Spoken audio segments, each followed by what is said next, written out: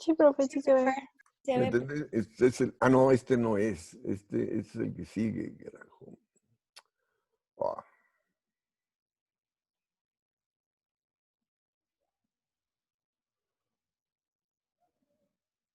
es este. Empezamos con este, después vemos el otro, porque este está muy chico. El verdadero significado de la austeridad con amenaza letal contra la sociedad. Un nuevo ensayo post-marxista keynesiano de Alan Pagués. Uy, aquí me equivoqué, carajo.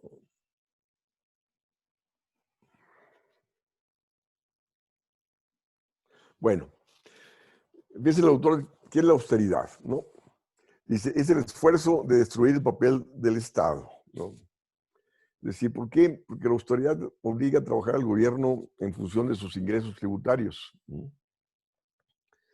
Es decir, se le quita el control de la moneda al gobierno, entonces el gobierno ya no puede financiarse con su moneda y su gasto está circunscrito al su nivel de los ingresos que recauda. Es decir, colocan al Estado igual que una empresa y una familia cuyo gasto depende de sus ingresos. Y si cae en déficit, pues recurre a deuda, ¿no? Entonces, ¿cómo hemos venido nosotros analizando cómo en nuestro caso en México se ha logrado la austeridad fiscal? O sea, en el caso de periodo de Salinas de Gortari, o sea, vendió la banca, vendió Teléfonos de México, vendió un montón de empresas públicas y todo fue para el pago de la deuda. O sea, disminuyes el monto de la deuda y luego con la política del pacto de que se ancló el peso al dólar, evitas las repercusiones que la devaluación tiene en encarecerte el costo de la deuda externa. Y al bajar la inflación, pues baja la tasa de interés. Entonces, al bajar la tasa de interés y anclar la paridad al dólar, pues disminuyes el costo de la deuda externa y la deuda interna. Y repito, y al vender activos para pagar pasivos, disminuyes el monto de la deuda, y entonces, pues lógico, logras el equilibrio fiscal, ¿no? Porque el déficit fiscal que se dio en los 80 era financiero, derivado del costo de la deuda pública, interna y externa. Entonces, el momento en el cual, repito, paga la deuda vendiendo activos, disminuyes la tasa de interés, disminuye la inflación, la tasa de interés, establece el tipo de cambio y entonces, ¿cómo se logra la austeridad fiscal? Lógico, el gobierno, repito, en el 80 tenía 2,000 empresas públicas y actualmente no tiene. Las que tiene Pemex y la CFE están con fuerte participación de la inversión privada en ellas. Entonces, ¿cómo se ha disminuido el tamaño y participación del Estado en la actividad económica justo para trabajar con austeridad fiscal? Entonces, ahí vemos el trasfondo político que tiene la austeridad fiscal y que el actual gobierno lo sigue manteniendo, que es disminuir la participación del Estado en la actividad económica. O sea, le disminuye su capacidad de gasto, su capacidad de inversión y la cúpula empresarial pasa a invertir donde el gobierno deja de hacerlo.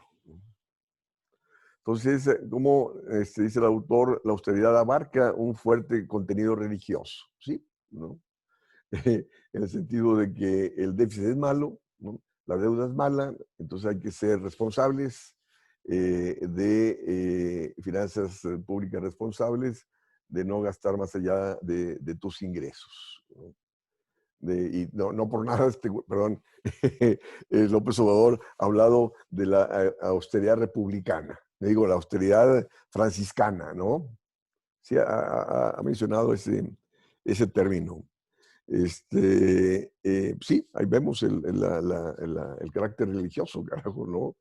De ser austeros en todo, pero, o sea, sin considerar la importancia que tiene la política fiscal para el impulso de la actividad económica. Es decir, en un contexto donde están cayendo las exportaciones, donde está cayendo el consumo, la inversión privada, pues es para que el gobierno gaste, carajo. Pero el momento en el cual se da la austeridad franciscana, de que el gobierno sigue restringiendo el gasto, tal como fue aprobado en la Cámara de Diputados en estos días, ayer, antier, pues te lleva a que el menor gasto, los mayores recortes, pues te contrae más demanda, te contrae más la inversión y por lo tanto te contrae más la actividad económica, te aumenta el desempleo y de ahí la problemática que estamos enfrentando. Entonces, como la austeridad lleva a la destrucción del papel estabilizador y de bienestar del Estado, ¿no? Sí, porque decíamos que el secretario de Hacienda en una ocasión dijo, no, dijo, estamos nosotros por la austeridad, digo, estamos nosotros por jugar un papel en favor de la estabilidad macroeconómica, porque el gobierno no va a gastar más allá de sus ingresos. Presentamos un presupuesto equilibrado, y de ahí que estamos por la estabilidad macroeconómica. Y pues resulta pues, que no, carajo, no. La estabilidad macroeconómica no la da el equilibrio fiscal, porque en el momento en el cual el gobierno gasta menos, se contrae la actividad económica, y ¿qué es lo que está pasando? El gobierno termina recaudando menos y sigue déficit fiscal, y sigue creciendo el monto de la deuda, y ahí están los datos, ¿no? Que señalábamos en el artículo del martes, cómo ha venido creciendo el monto de la deuda y la relación de endeudamiento, ¿no? Y luego también, en el momento en el cual el gobierno disminuye la inversión, te disminuye la actividad económica, te hace menos productivo, menos competitivo y sigue las presiones sobre el sector externo. Si bien hoy en día presenta superávit de comercio exterior, es por la fuerte caída de las importaciones, debido a la drástica caída de la actividad económica. Pero la economía, repito, no tiene condiciones productivas para generar un superávit en condiciones de crecimiento económico. Lo genera en contexto de contracción económica. Y luego también esta supuesta estabilidad que te busca el equilibrio fiscal que está originando, te está disminuyendo el ingreso de las empresas e individuos y lo lleva a caer en deuda y a caer en problemas de cartera vencida. Y ahí están los datos, está aumentando la cartera vencida. Y esto te pasa a desestabilizar al sistema financiero. Entonces, de ahí que bien señala el autor cómo la austeridad lleva a la destrucción del papel estabilizador y de bienestar del Estado. En el momento en el cual esa misma política te aumenta el desempleo y desempleo que te presiona a la baja los salarios y te atenta sobre el bienestar de la población. Entonces, ¿cómo hay un abandono? O sea, se abandona todo su poder monetario y se convierte en obediente servidor de los banqueros, ¿no? Es decir, cómo, repito, deja de tener el control de la moneda y se subordina a los objetivos del Banco Central de reducción de la inflación. O sea, te dice, no, pues es que esa autoridad para disminuir la demanda y disminuir las presiones de demanda sobre precios, ¿no? ¿Y quién se favorece la estabilidad de la moneda? Pues el sector financiero, que es el que controla la moneda, ¿no? Entonces, cómo la política económica, tanto la monetaria como la fiscal, se subordinan a los objetivos del sector financiero, donde ahí está, la banca gana lo que quiere, ¿no? El sector financiero gana lo que quiere, ¿no? Y también la cúpula empresarial, repito, pasa a invertir donde el gobierno deja de hacerlo. Ahí está privatizando la infraestructura, ¿no?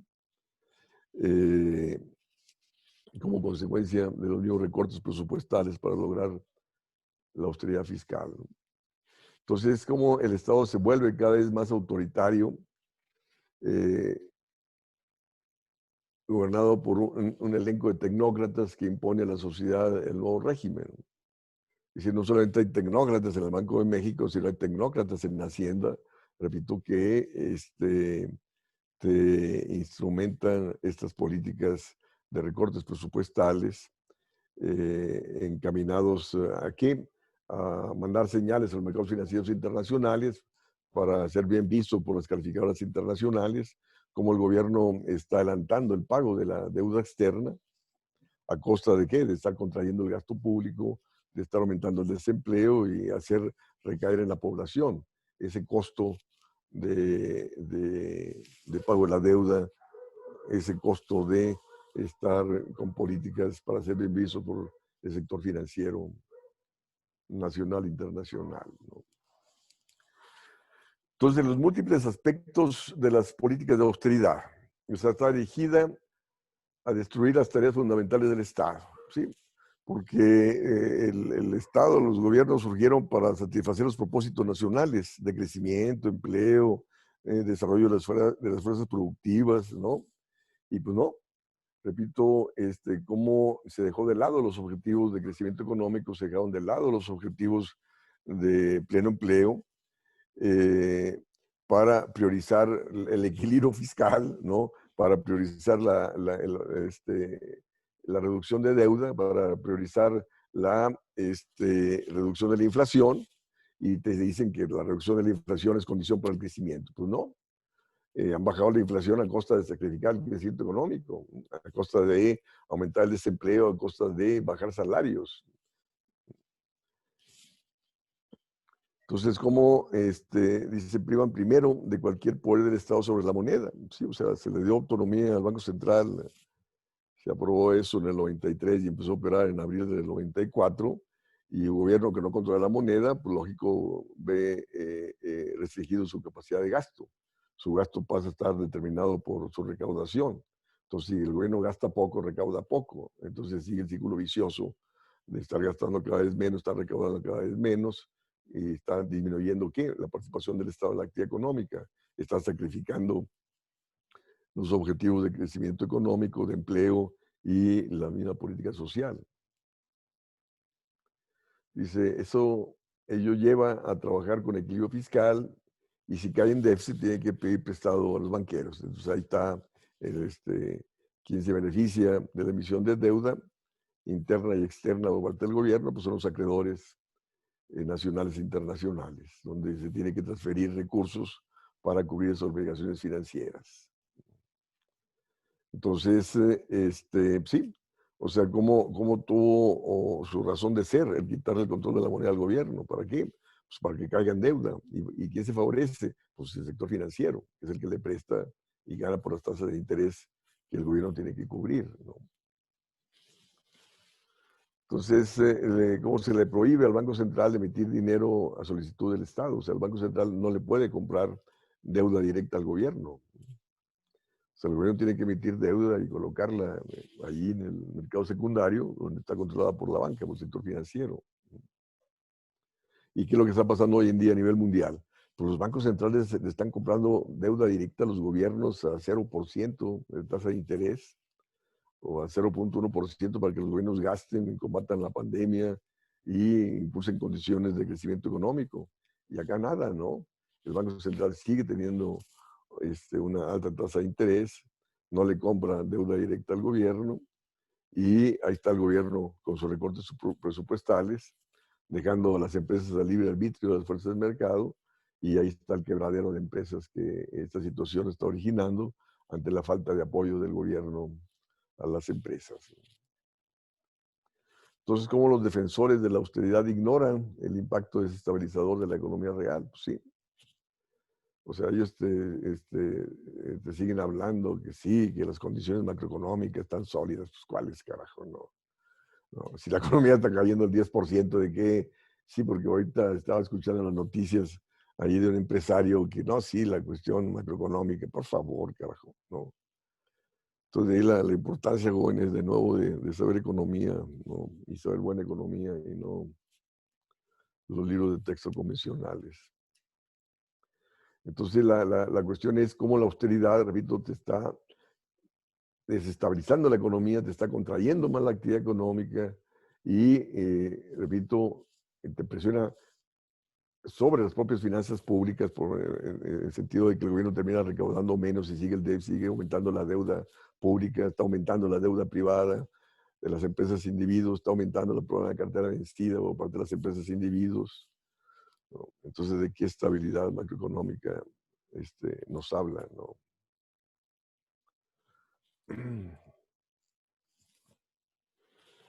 Entonces, dicha política ocasiona transferencias de fondos desde los trabajadores hacia los superricos. Pues sí, ahí está el problema de desempleo, ahí está el problema de los bajos salarios. O sea, como sí, el gobierno desapareció los fideicomisos, toda la perspectiva de que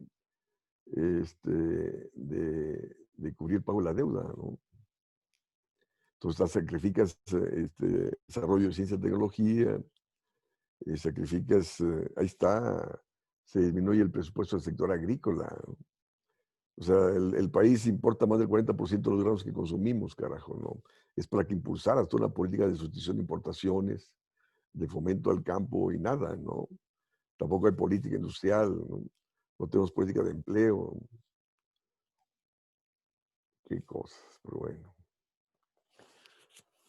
Y lógico, o sea, y esto le permite a estas altas tasas de desempleo, pues que los salarios sigan estando bajos, ¿no?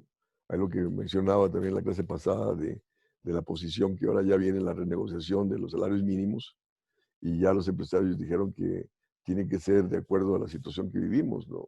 Y según ellos no hay condición de incrementar salarios. Entonces, al contrario, o sea, ellos, el mismo Banco de México ha mencionado que dentro de la negociación salarial deben de participar los desempleados. ¿Por qué? Porque pues, ellos están dispuestos a contratarse cualquier salario, o sea, para mover los salarios hacia abajo. Entonces, para alcanzar la austeridad se acentúa la privatización de empresas públicas, lo que desmantela al Estado, eso es lo que ya señalamos, ¿no? Como los gobiernos dejaron de invertir en Pemex, dejaron de invertir en infraestructura, en la CFE, y la cúpula empresarial pues, pasó a invertir en infraestructura, en la Pemex y la CFE, o sea, una privatización de los sectores estratégicos de la infraestructura, y también el sector salud, ¿no? Ahí está, ante la incapacidad del Seguro Social o servicios públicos de satisfacer las necesidades, pues ahí está el crecimiento de los hospitales privados, igual con respecto a la cuestión de las universidades, ¿no? O sea, las universidades públicas pues, están limitadas presupuestalmente, no pueden incrementar el número de alumnos. Entonces, pues los que no pueden entrar, pues se van obligados a ir a las universidades patito, ¿no? Entonces, que le abren la cancha a la inversión privada en, en todos esos sectores. Tus tareas que realizaba el Estado pasan a ser manejadas por el sector privado. Pues sí, ¿no? La cuestión de la salud, de educación, infraestructura, pensiones que quedan fuera del control del Estado, ¿no? Pues ahí están las AFORES manejando los fondos de pensión, donde las AFORES se enriquecen a costa de los pensionistas, a costa de los trabajadores, ¿no? El rendimiento que se da a las pensiones es mínimo. En cambio, las AFORES tienen grandes ganancias. Entonces, como la austeridad eleva la explotación del trabajo, debido a que aumenta el desempleo, lo cual baja los salarios, y decíamos, y la misma privatización de los servicios públicos, pues todo eso contribuye a la mayor explotación de la fuerza de trabajo, ¿no? Donde se tienen que pagar por los servicios públicos, ¿no?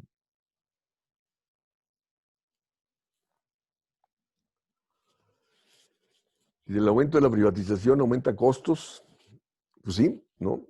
Para trasladarte de una ciudad a otra tienes que pagar ahí en las carreteras, entonces esto te aumenta los costos de transporte, los costos de producción, distribución, y se traduce en precios, que reduce el poder adquisitivo de los trabajadores, y al reducir su poder adquisitivo tienen que recurrir a deuda para mantener niveles de consumo, ¿no?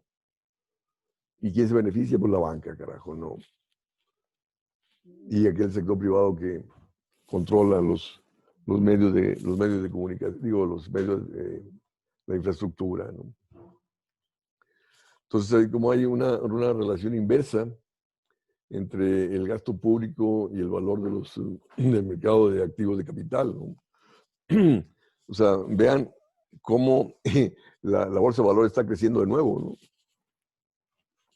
En un contexto donde está disminuyendo el gasto público, está disminuyendo la actividad económica, pero pues, como el Banco Central inyectó 750 mil millones de pesos al sector bancario y sector financiero, pues sí. Y igual a nivel mundial está pasando lo mismo, ¿no? Vean también el crecimiento. Primero, en marzo, abril, cayeron las bolsas a nivel mundial y cómo se han recuperado tremendamente, a pesar de que sigue la contracción económica. ¿Por qué? Pues por la gran liquidez inyectada a los mercados de capitales, ¿no? Entonces, la austeridad Dice, no ideología totalitaria santificada. Pues sí, no. Sí, hasta el mismo presidente acá en México dijo que sí, que las mismas empresas y familias también deben de ser austeros, ¿no? Es no saber nada de economía, carajo, no, por favor. Imagínense, ¿no? El gobierno no gasta, dejan de invertir las empresas, dejan de gastar las familias, pues, vamos a un estancamiento, una crisis de proporciones, carajo, ¿no? Te atentas sobre el crecimiento de la producción, te atentas sobre la creación de empleo, te atentas sobre el bienestar de la población. Qué cosas, carajo, ¿no? O sea, cuando más se renuncia el Estado a su poder monetario y privatiza sus tareas, más tiene que ser autoritario, excluyendo cualquier debate. Pues sí, no participan en ningún debate, carajo, porque lo perderían, ¿no?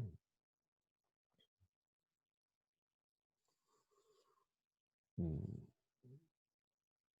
sí, ya quisiera tener ahí a Arturo Herrera enfrente, a ver qué fregados, cómo le iría un debate conmigo, carajo, a todos esos. Pues lógico que no le entran, ¿no? Recuerdo en una ocasión que me entrevistó Carmen Aristegui cuando empezaba el gobierno, ¿no? Que critiqué duro a Carlos Ursúa cuando estaba secretario de Hacienda. Le dije, pues invítalo, ¿no? Para que tenga un debate conmigo. Dijo, no va a aceptar. Le dije, pues sí, efectivamente, ¿no?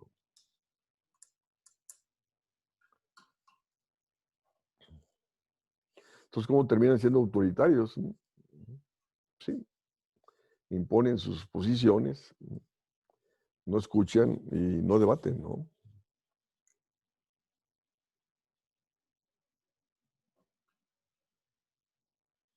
Sí, o sea, al momento en el cual, repito, siguen con la misma política neoliberales para ser bien vistos por los organismos financieros internacionales, ¿no?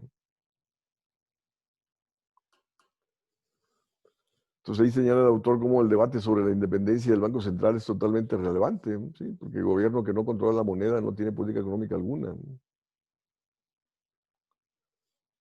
Sí, de hecho esto lo plantea para el economista Pargués, es francés, y lo plantea en la zona euro, que ha sido un fuerte crítico de la Unión Monetaria Europea, ¿no? ¿Por qué? Porque los gobiernos perdieron el control de la moneda, todos trabajan con el euro y pasa a ser una divisa para ellos, porque ningún país por sí solo puede devaluarlo, puede emitirlo para financiarse, ¿no? Entonces ahí que los bancos centrales no deben ser independientes, sino deben ser dependientes del gobierno. ¿Para qué? Pues para que el gobierno se financie con la moneda, ¿no? Para encarar los propósitos nacionales. Comentarios, jóvenes. Yo tengo unas preguntas, profe. Sí, Eh, Primero, al principio se mencionaba que, bueno, igual la lectura menciona que la austeridad es el esfuerzo de destruir el papel del Estado, pero ese esfuerzo viene por parte de qué o de quién, del gobierno, de los tecnócratas, de dónde viene ese esfuerzo por destruir el papel del Estado, del mismo Estado. pues sí. Es decir, porque se subordinan a los dictámenes de los organismos financieros internacionales, ¿no? Este, Cuando se debatió en el 93 aquí en México, en el Congreso, darle autonomía al Banco Central, yo estaba en Brasil en una estadía de investigación, estaba en la Universidad de Campinas. De hecho, si están interesados en salir a estudiar la maestría, yo les recomendaría la Universidad de Campinas, el Instituto de Economía, donde está la maestría y el doctorado, ahí en la Universidad de Campinas. De hecho, yo he mandado a varios alumnos a estudiar la maestría y el doctorado allá y les ha ido muy bien. Para mí, los mejores economistas de América Latina son los brasileños, son muy buenos. Yo estuve en un periodo repito, de investigación de 6 meses y medio en el 93 ahí en Campinas. Y cuando se estaba debatiendo la cuestión de la autonomía del Banco Central, le mandé 2 faxes a Cuauhtémoc Cárdenas, con el cual tenía relación, diciendo que había que votar en contra, ¿no? Él estaba el presidente del PRD en aquel entonces. Y toda una justificación del por qué había que votar en contra de la autonomía del Banco Central, que era, repito, perder el control del gobierno del dinero y que lo iba a obligar a trabajar con austeridad fiscal, que de hecho ya se tenía esta autoridad fiscal. Entonces, un gobierno que no controla la moneda, pues no puede financiarse con ella, no puede devaluarla, no puede tener política económica a favor del crecimiento. Si no, eso pasaba a favorecer al sector financiero. ¿Por qué? Porque iba a implicar disminuir más la participación del Estado en la actividad económica y incrementar la participación de la cúpula empresarial en la economía, etcétera, ¿no? Y resulta que el PRD, que tenía presencia en el Congreso, votó a favor, ¿no? de la autonomía del Banco Central, ¿no? Porque era quitarle poder a Salinas de Gortari, ¿no? Decían, ¿no? Pero pues no sabían a quién el fregado le estaban dando el poder, ¿no? ¿No? Que es, repito, al sector financiero, ¿no? Fíjense, la propia Margaret Thatcher, ¿no? Cuando era primer ministro, estuvo bastante tiempo en el Reino Unido, ella se opuso a la autonomía del Banco de Londres, ¿no? Del Banco Central, porque dijo, pues no le voy a dar poder a los tecnócratas, ¿no? Es el gobierno el que tiene que determinar la política monetaria, ¿no? Fíjese, la propia Thatcher, ¿no? La impulsora del modelo neoliberal, no aprobó, no estuvo de acuerdo con la autonomía del Banco Central en Inglaterra, ¿no? Y la cuestión, bueno, estas políticas vienen del Fondo Monetario Internacional, ¿no? El mismo Fondo Monetario Internacional impulsó, ¿no?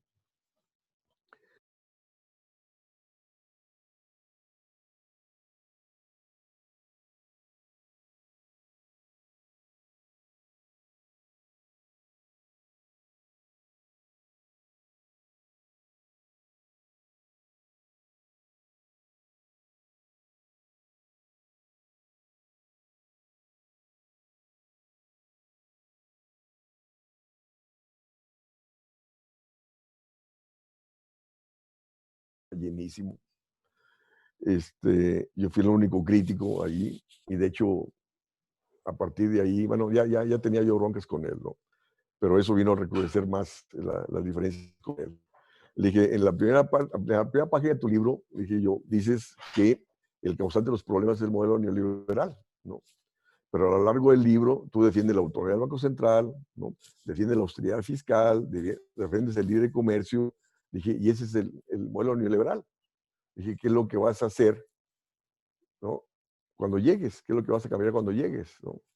Y me dice, no, dice, yo voy hasta donde la gente diga, ¿no? ¿No? Pues sí, de ahí las consultas que el vato hace, ¿no?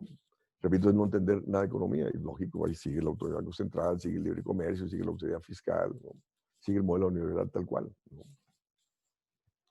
Entonces, por eso, es decir, no puedes gobernar un país si no sabes economía, o pone que no tengas que saber economía, pero al menos de rodearte de gente que sepa economía, carajo, ¿no? Pues lógico, se rodea de puro neoclásico que siguen con más de lo mismo, ¿no? Pero bueno, ¿no? Sí, es decir, cómo era para que el mismo gobierno mexicano no hubiera cedido las presiones del Fondo Monetario Internacional al capital financiero. ¿Mm? Claro, y bueno, justo eso me lleva como a mi siguiente pregunta, porque también en el mismo texto y pues en la presentación se habla de que, ay, perdón, de que se le prohíbe al Banco Central emitir dinero a solicitud del Estado. Y pues claro que en el caso de México, pues aplica esto porque se supone que nosotros también trabajamos con un tipo de cambio fix, pero pues yo me pregunto si esto de la prohibición del Banco Central de emitir dinero a solicitud del Estado, aplicaría en países que siguen esta ideología de la austeridad, pero al mismo tiempo cuentan con tipos de cambio fijo? Mira, en México se estableció el tipo de cambio flexible a partir del 95. Ujú. Eh, pero el Banco de México hace todo lo posible para que no haya flexibilidad alguna, igual Hacienda. O sea, si te mantiene alta tasa de interés para que el capital venga, aumentar las reservas internacionales y así mantener estable el tipo de cambio. Si trabajas con austeridad fiscal, es justo para evitar presiones de demanda sobre precios, sobre importaciones y sobre el déficit de comercio exterior. ¿Para qué? Para mantener estable el tipo de cambio, ¿no? ¿Y por qué te mantiene estable el tipo de cambio? Justo porque el capital financiero quiere la estabilidad del tipo de cambio, porque pierde con la devaluación. O sea, tenemos un montón de capital en el mercado de capitales y en deuda pública.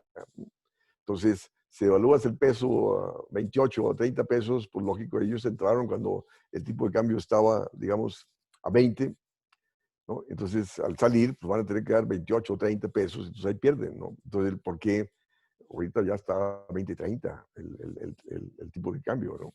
¿Por qué? Porque ese diferencial de tasa de interés en el resto del mundo está en cero, ¿no? O negativa en el caso de Alemania y Japón, y en México ofrece el 4.25, pues eso permite traer capitales y te abarata el dólar, ¿no? Eh, Repito, ¿a costa de qué? De que al tener alta tasa de interés, ¿no? Se restringe la inversión, se restringe más la actividad económica y te está aumentando el problema de cartera vencida, porque ¿quién te va a pagar una tasa de interés positiva en un contexto de contracción de la actividad económica al orden del 10%? Entonces, lo que tú tienes que trabajar contigo un cambio flexible, ¿justo para qué? Para poder bajar la tasa de interés, para poder incrementar el gasto público, ¿no? ¿Y por qué no aumenta el gasto público? Ah, porque se va a estabilizar el tipo de cambio. ¿Por qué no bajas la tasa de interés? Ah, porque el capital se va a ir, me va a devaluar la moneda, ¿no? Bueno, pues déjala libre el tipo de cambio, ¿no? Ahora, y si te especulan en grandes proporciones, pues mete control de cambios, pero que hay que bajar la tasa de interés y hay que aumentar el gasto público, hay que hacerlo. O si no, no vamos a salir de la crisis en la cual estamos, ¿no? Entonces, como el capital financiero es el que quiere la estabilidad de la moneda, que es el que controla la moneda en el país, ¿no? Entonces, de ahí que te exige trabajar con alta tasa de interés y te exige trabajar con austeridad fiscal.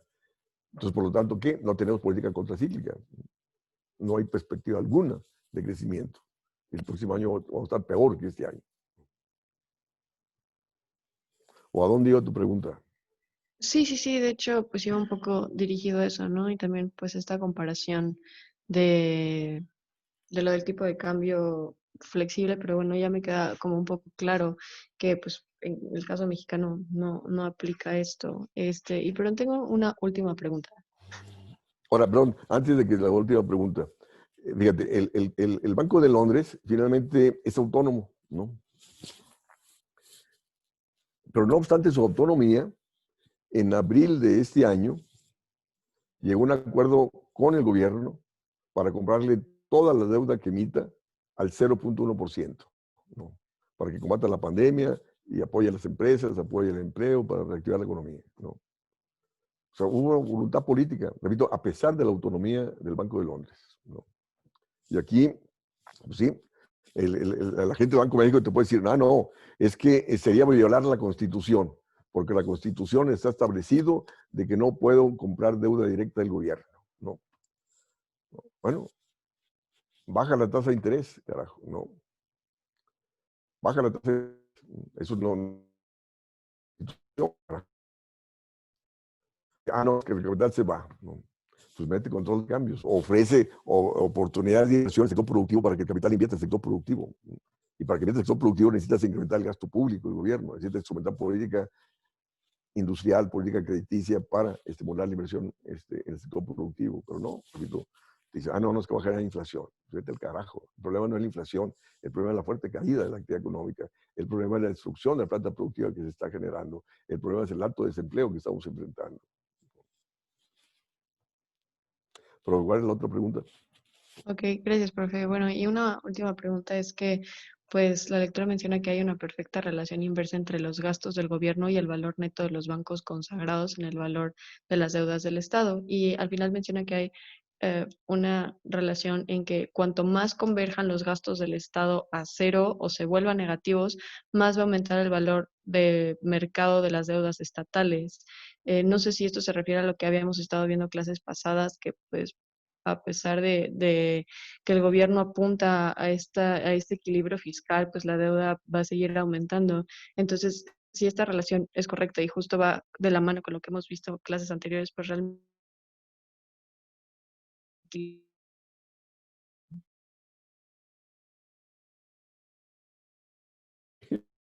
Sí, es una crisis fiscal, municipal, estatal y federal, ¿no? Porque sí, el gobierno federal, en la perspectiva de los municipios, y termina sobreendeudando los estados y municipios, termina disminuyendo el ingreso de las empresas e individuos al gastar menos y termina sobreendeudando las empresas e individuos. Y la cuestión es de que el mismo gobierno termina a gastar menos para disminuir su deuda, termina recaudando menos, y ahí está, la deuda sigue creciendo, carajo, ¿no? ¿No? Entonces, nadie puede disminuir el monto de la deuda en un contexto de contracción del gasto público. Nadie puede disminuir el monto de la deuda en un contexto de contracción económica. Para poder pagar y disminuir el monto de la deuda hay que crecer, hay que aumentar el ingreso de las empresas, individuos, de los estados y municipios y el gobierno federal. Y para eso el gobierno federal tiene que gastar más, ¿no? ¿En favor de qué? De lo productivo, en favor del empleo, en favor de generar efectos multiplicadores internos para así incrementar el ingreso de las empresas e individuos y que los mismos gobiernos estatales y municipales puedan recaudar más y el nuevo gobierno federal pueda recaudar más para poder disminuir el déficit y disminuir el monto de la deuda, ¿no? claro. Muchas gracias, profe. ¿De qué?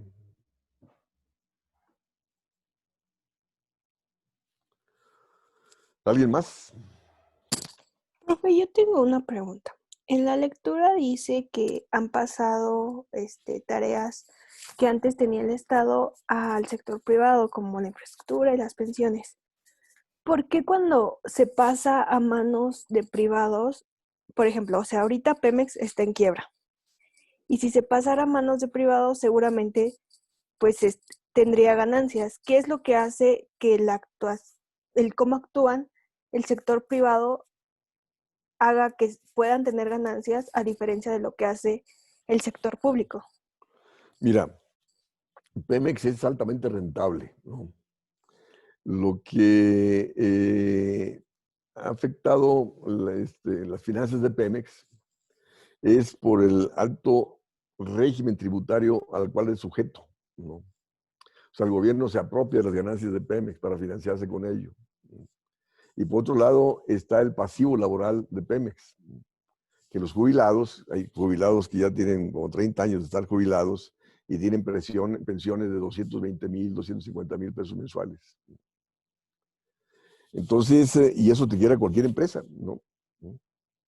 Repito, yo elaboré una iniciativa que se presentó ahí por la fracción de diputados del PT, de poner un tope a las jubilaciones de 15 salarios mínimos, justo en la perspectiva de qué, pues disminuir los pasivos laborales de Pemex, de la CFE, y repito, o sea, los jubilados del Banco Central, de la Nacional Financiera, etcétera, están descapitalizando a dichas instituciones y al propio gobierno, ¿no?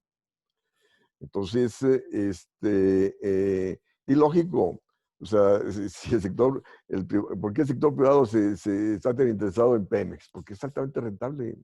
Y lógico, te lo comprarían sin el pasivo laboral, ¿no? Que el gobierno asuma el pasivo laboral que tiene, ¿no?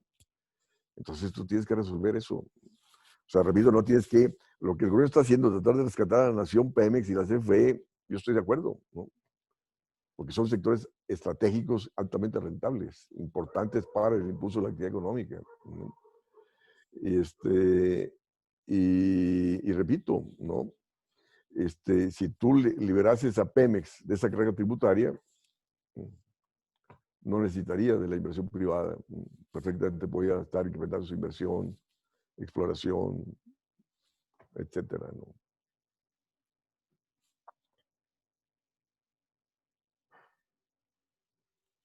Sí, entonces, o sea, ¿cuál es la diferenciación que tiene el actuar del sector público con el privado?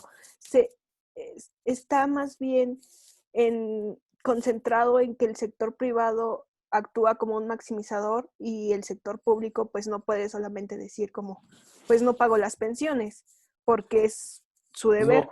No, pero espérate. Mira, ubiquémonos en los 40, 50, 60 y 70, ¿no? El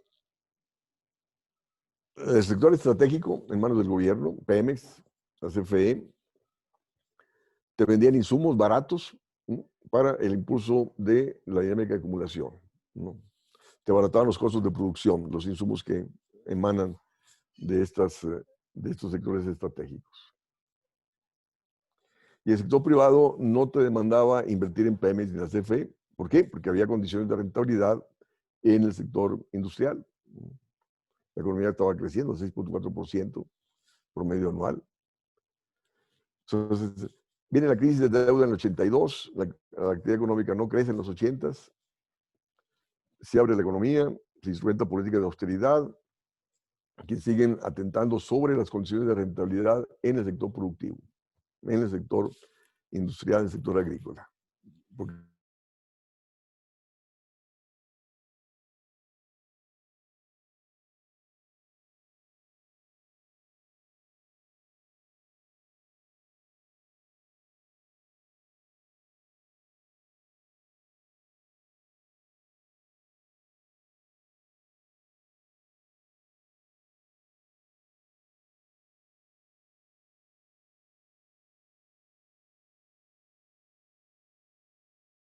de austeridad, las propias políticas neoliberales las han obligado a trabajar en condiciones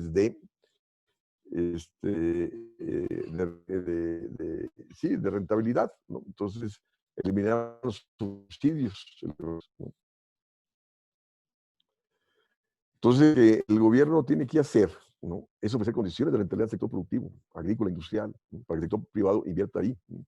Porque ¿qué es lo que ha venido pasando? Pues si no ofreces el sector productivo condiciones de rentabilidad, repito, venían invirtiendo en los sectores estratégicos y en el sector financiero, ¿no? El sector financiero gana lo que quiere, ¿no? Y entonces de ahí, ¿por qué se mantiene la austeridad fiscal, la tasa de interés, que te generan condiciones de rentabilidad del sector financiero? Que nos ha llevado, repito, al no crecimiento. Nos ha llevado a la economía informal, a los bajos salarios, a la creciente desigualdad del ingreso y la riqueza. Entonces, el gobierno lo que tiene que hacer es que condiciones de estabilidad en el sector industrial, el sector agrícola, para que el capital privado invierta ahí, tanto en el sector privado nacional como internacional. Y tiene que regular el sistema financiero para que deje de ofrecer opciones de rentabilidad que te distorsionan la asignación de recursos en favor de dicho sector en detrimento de lo productivo. Tú tienes que subordinar y regular el sector financiero, ¿no?, apoyar al sector productivo para que el sector productivo te ofrezca mejores condiciones de rentabilidad que el sector financiero, y así impulsar condiciones de crecimiento más sostenido y dirigido a qué? A disminuir el déficit de comercio exterior, sustituir importaciones, aumentar el valor agregado nacional de las exportaciones. ¿Para qué? Para, al disminuir el déficit de comercio exterior, disminuir los requerimientos de entrada de capitales. Entonces ahí no tienes por qué seguir manteniendo alta tasa de interés para que el capital venga para financiar el déficit del sector externo, ¿no? Puedes tener baja tasa de interés para impulsar la dinámica productiva, incremento del gasto público para impulsar la dinámica productiva. Pero no, repito, seguimos en este contexto donde no hay opciones de inversión, y luego menos el contexto de la crisis actual en el sector productivo. No hay condiciones de crecimiento hacia afuera, de exportaciones, de crecimiento hacia el mercado interno. Entonces, pues de ahí que se siguen presionando para invertir en Pemex y la CFE, ¿no? O sea, no porque ellos vayan a ser más eficientes que el gobierno, no, sino simplemente porque Pemex y la CFE son altamente rentables. ¿O a dónde iba tu pregunta o intervención?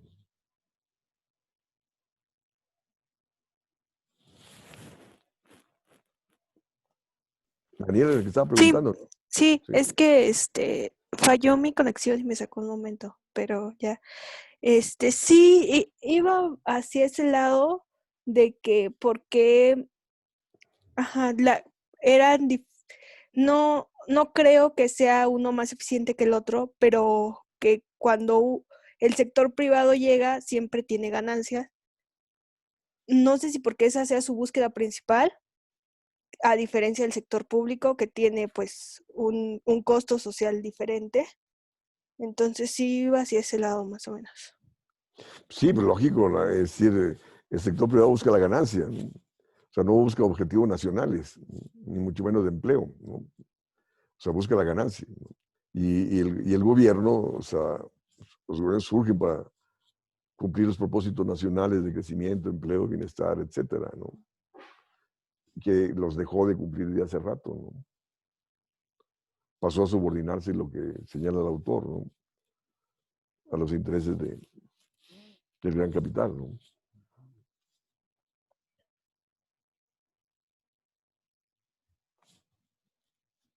¿Algo más?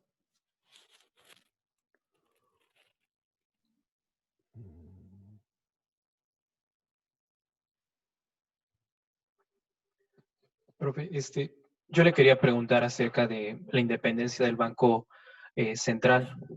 Bueno, si es que conservaría, bueno, el texto dice que debemos de quitarle la independencia al Banco Central, pero no sé si es que existe la posibilidad de conservar, si acaso, la independencia técnica para el banco, quitando la independencia de objetivos para que los objetivos del Banco Central sean, como lo dice, la producción y el empleo, pero dejar la independencia técnica para que tenga el Banco Central esta capacidad de poder decidir cómo llegar a esos objetivos. Bueno, yo al menos consideraría esa clase de independencia en mantenerla. Mira, o sea, los bancos centrales, o sea, históricamente, nos vamos allá, al caso de los países nórdicos, donde empiezan los primeros bancos centrales,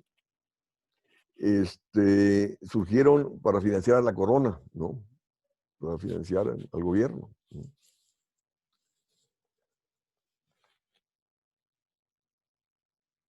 Yo tengo un artículo, bueno, en un capítulo de uno de mis libros, analicé justo la cuestión de la autonomía del Banco Central y ahí hago un análisis histórico, cómo en Europa, en los bancos centrales, en los 80s hasta principios de los 90s,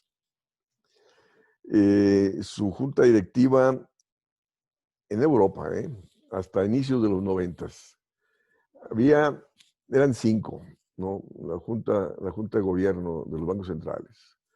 Un representante del sector industrial, un representante del sector agrícola, un representante del sector financiero, un representante del sector de comercio exterior y un representante de los sindicatos, ¿no? Y así se tomaban las decisiones de política monetaria, ¿no? Donde estaban representados los agentes económicos, ¿no? Y así se tomaban las decisiones de política monetaria, cambiaria, en favor de las condiciones económicas de esos países. Y la situación cambia a partir de mediados de los 90s, cuando ya se van dirigiendo a la cuestión esta de la moneda única, donde pasan a ser controlados por tecnócratas, ¿no? Hasta la fecha, ¿no? Y a nivel mundial, sobre todo, repito, los bancos centrales están controlados por tecnócratas, donde su único objetivo es la estabilidad de la moneda, la estabilidad del poder de compra de la moneda, o sea, baja inflación. En Estados Unidos, eh, la Reserva Federal tiene como objetivos alto empleo y baja inflación. No por nada, en contexto de la crisis de 2008-2009, bajaron la tasa de interés a 0.25%, y actualmente igual, ¿no? Y así estuvo la tasa de interés, ¿no? Hasta diciembre del 2015. En diciembre del 2015 fue cuando pasó de 0.25 a 0.50, ¿no? Y después la fueron así incrementando, ¿no? ¿Y por qué estuvo así hasta diciembre del 2015? porque en diciembre de 2015 la tasa de desempleo había bajado a 4.6, ¿no? Después de haber estado en tasas de desempleo del 10% en el 2009, ¿no? Entonces, cuando bajaron la tasa de desempleo, repito, al 4.6, dijeron, no, pues ya cumplimos con el propósito de baja inflación con alto empleo, ¿no? De nuevo, yo elaboré una iniciativa de ley para los diputados del PT a fines del 2018. Se presentó esa iniciativa, no sé si a fines del 2018 o principios del 2019, cambiando los objetivos del Banco de México, retomando los mismos objetivos de la Reserva Federal, ¿no? Baja inflación, con crecimiento económico y alto empleo, ¿no? Y el güey de Mario Delgado, ahí coordinador de la fracción de Morena en la Cámara de Diputados, dijo, no, dijo, esa iniciativa no pasa, ¿no? Pues el vato estudió, es economista del ITAM, ¿no? ¿Y por qué no pasa? O sea, de hecho no pasó, ¿no? Está ahí como tantas otras iniciativas, ¿no?, congeladas, porque, o sea, tú tienes oferta y demanda, ¿no? Tienen que estar iguales para mantener baja inflación. Entonces, ¿qué es lo que ha venido haciendo el Banco de México y Hacienda? Pues bajar demanda, ¿no? O sea, te restringe el gasto público, se disminuye demanda para evitar presión de demanda sobre precios, ¿no? Entonces, te igualan oferta y demanda, repito, bajando la demanda. Alta tasa de interés que te encarece el crédito, ¿no? Te disminuye inversión, te disminuye demanda y repito, y así te iguala oferta y demanda y evita presiones sobre precios. Y aparte, la alta tasa de interés, decíamos, estimula la entrada de capitales, te aprecia la moneda, te abarata el dólar, te abarata el precio de los productos importados, y al abaratarse el precio de los productos importados, te contribuye a bajar la inflación, ¿no? Y esta misma alta tasa de interés y la contracción del gasto público, que te disminuye en demanda, te disminuye la actividad económica, te origina desempleo, y el desempleo te mantiene bajos los salarios, que te contribuye ¿a qué? A mantener baja inflación, ¿no? Al introducir tú el objetivo, a propósito de los tecnócratas o las cuestiones técnicas que tú señalas que debe tener el Banco Central, eh, para poder compatibilizar crecimiento económico con baja inflación, pues en vez de disminuir demanda para igualarla a la oferta, ¿no?, tienes que incrementar la oferta, ¿no? ¿No? Tienes que incrementar, o sea, para poder compatibilizar crecimiento económico con baja inflación, ¿no? Y para poder incrementar la oferta, pues tienes que bajar la tasa de interés, tienes que incrementar el gasto público en favor de lo productivo, ¿no? Para así incrementar oferta, ¿no?, y incrementar productividad, incrementar la producción y lograr la baja inflación en condiciones de crecimiento económico, ¿no? Es lo que tienes que hacer. Que es lo que hace Estados Unidos, ¿no? En Estados Unidos nunca la tasa de interés de referencia está por arriba del crecimiento de la actividad económica, ¿no? Pero estos vatos, lógico, se oponen a este objetivo de baja inflación con crecimiento económico, porque temen que al bajar la tasa de interés, justo para impulsar la actividad productiva, el capital se vaya, ¿no? Y ellos saben que la entrada de capitales, vía alta tasa de interés, es la que contribuye a abaratar el dólar, a abaratar el precio de los productos importados y a bajar la inflación. Ellos saben, ¿no?, que la austeridad fiscal, la contracción del gasto y la alta tasa de interés contribuye a generar desempleo para mantener bajo salario y así bajar la inflación, ¿no? Entonces ellos temen que al bajar la tasa de interés para impulsar la actividad productiva, para compatibilizar crecimiento con baja inflación, la baja tasa de interés te provoque salida de capitales, te genere devaluación y te genere inflación y crisis, ¿no? Ellos temen que si el gobierno incrementa el gasto para reactivar la economía, va a generar expectativas inflacionarias y devaluatorias y el capital se vaya, ¿no? Y por lo tanto te va a generar devaluación y crisis, ¿no? Entonces, de ahí que dijeron, esa iniciativa no pasa. No. Seguimos con el objetivo de baja inflación. ¿No? Porque lo único que saben hacer es bajar la inflación con la alta tasa de interés y contracción del gasto público, ¿no? Sacrificando los objetivos de crecimiento, empleo y bienestar. ¿No? Esa es los tecnócratas. Esa es ¿qué término utilizaste tú?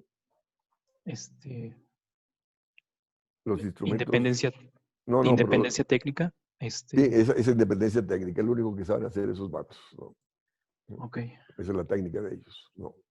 ok. Bajar la Entonces, inflación, contrayendo la actividad económica. ok.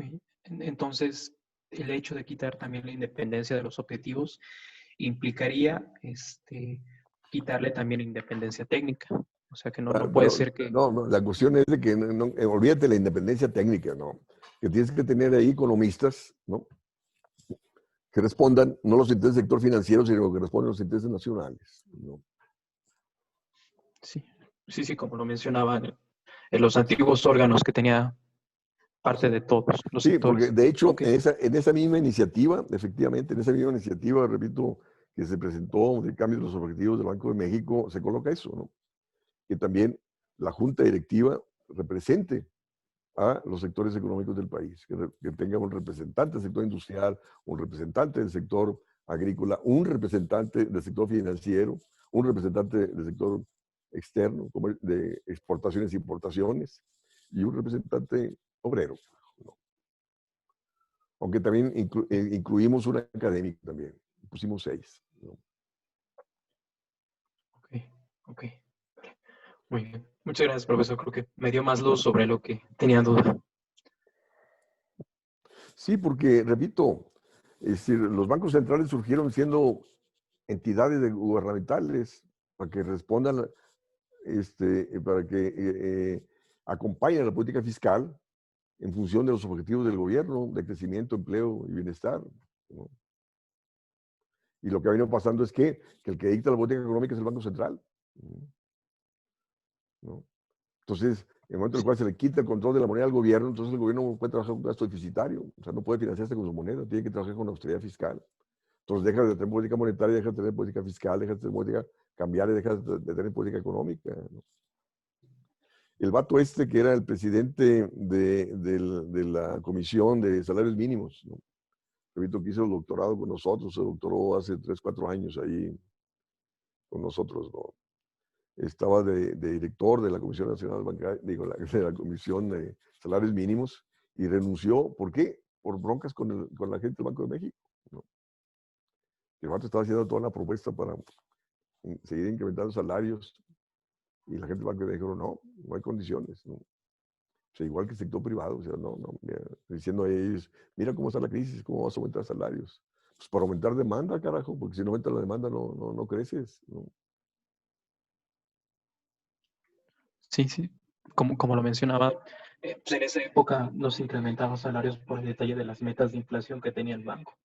O sea, pensaba que iba a haber presión sobre precios. Sí, sí. Entonces, por eso Ok. te digo, o sea, todo recae en detrimento de los trabajadores. ¿Para qué? ¿Para beneficiar al sector financiero? Pues no, carajo, no. Hay que gobernar para la gente y no para el sector financiero. Bueno, gracias. O sea, si se salió de la crisis del 29-33 fue a través de la eutanasia del capital financiero. Lo que hizo Rubio fue subordinar lo financiero en favor del pleno empleo, en favor del sector productivo. Y si el sector financiero sigue siendo el hegemónico, no tienes ninguna viabilidad de poder salir de la crisis. No tienes ninguna viabilidad de poder bajar la tasa de interés, incrementar el gasto público para poder salir de la crisis. Sí, bueno. Y empezaron los debates de la independencia del Banco Central, que no estaban en favor de lo productivo, sino el sector financiero.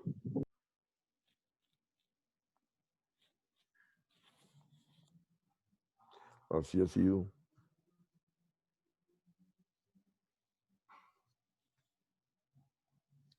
¿Alguna otra pregunta? Veo que cada vez se conectan menos, Chihuahua. Somos un grupo de 40 y solamente hay 25. Bueno, si no hay más preguntas, entonces la próxima clase vamos a ver el artículo este de la CEPAL y el artículo de el artículo que sigue, ¿no? Que es de Carlos Rosso, ¿no? Para el martes. ¿Está bien? De acuerdo, profe, muchas gracias. A ver.